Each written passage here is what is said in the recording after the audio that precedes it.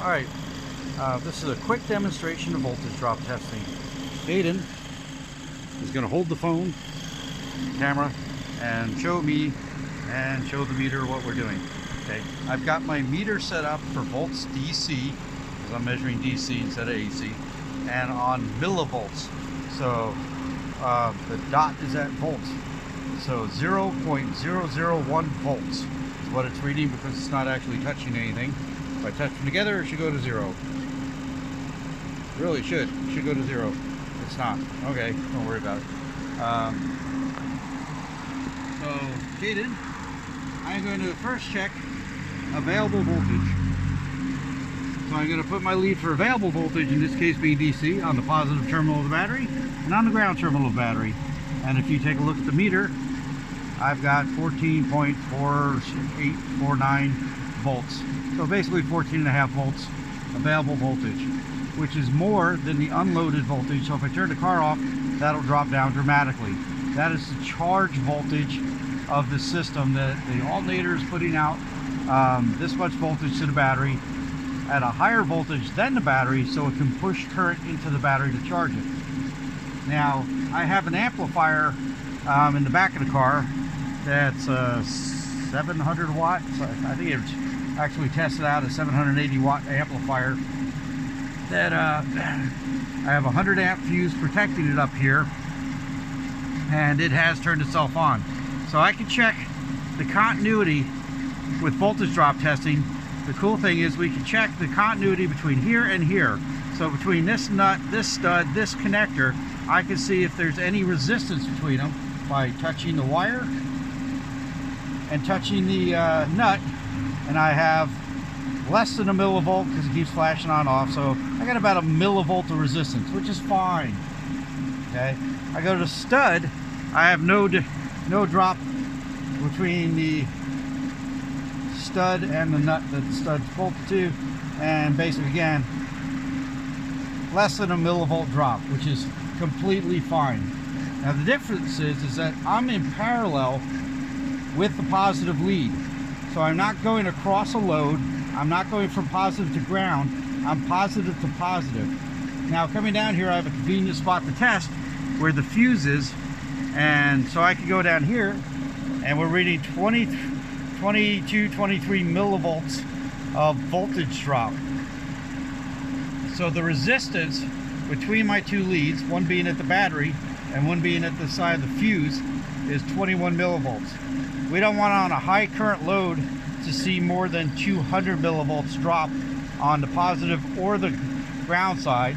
So added together, no more than 400. In this case, I probably wouldn't want to see more than 200 for both the positive side and the ground side together. Check the other side.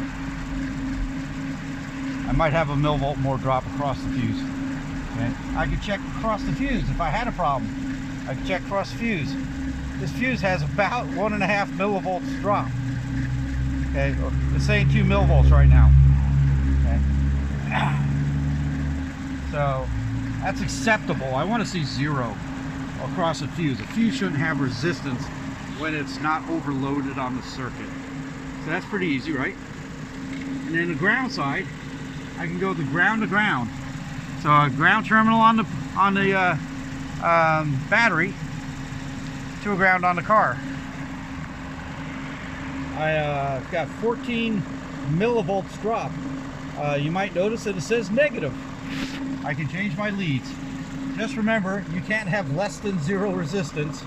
So 15, 16 millivolts drop. If I reverse it, you can basically just ignore the minus sign, because you can't have less than 0 resistance. You can't have something making continuity that's more than the electricity that's trying to flow through it. So ignore minus signs if you're measuring voltage drop. You can't have a negative resistance. That's basically it for that.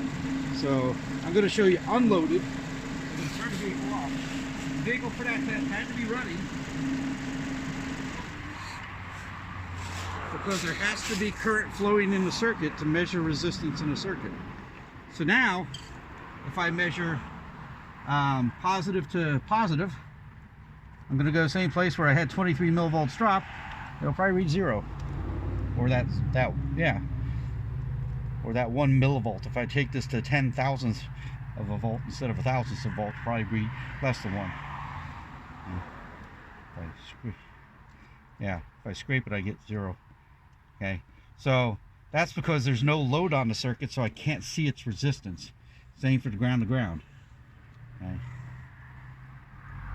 Same 1/1000th of a millivolt. That's not really dropped because there's no load on the circuit. Okay. If I go to ohms, yes, I'm gonna. I can measure ground to ground.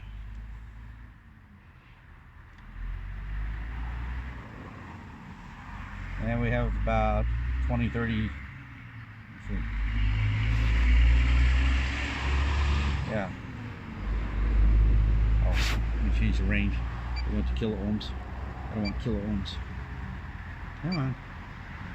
Meg ohms. Meg ohms. Meg ohms. Meg ohms.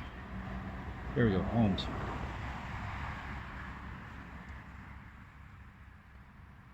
So we have about 1/3 of an ohm. Okay.